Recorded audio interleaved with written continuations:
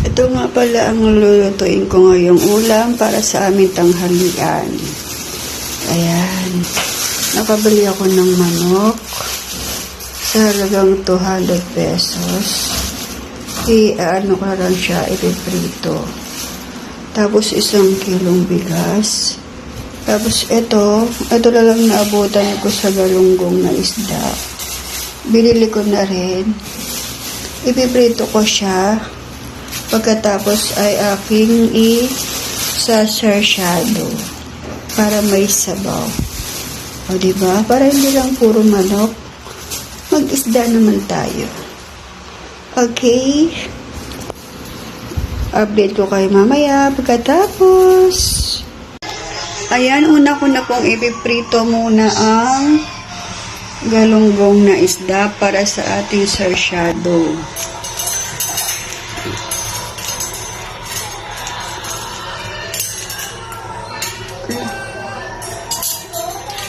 Ito pong nakikita niyo yan ay pinagprituhan niyang itlog yan kanina. Malinis pa po yan.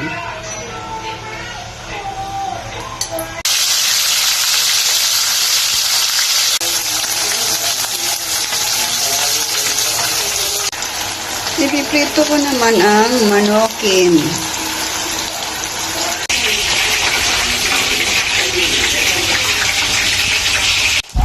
Ayan, habang piniprito ko ang manok, igisa ko na rin ang bawang, sibuyas, luya, at ang kamatis para sa sarsyadong isda. Ayan, para hindi ako matagalan sa pagluluto at makakain na rin kami. Ayan, nalagay ko na rin ang pinirito kong isda at ang sabaw. Ayan ang pinipito kong manok. Ayan, nailagay ko na rin dyan yung itlog. At akin na rin natimplahan.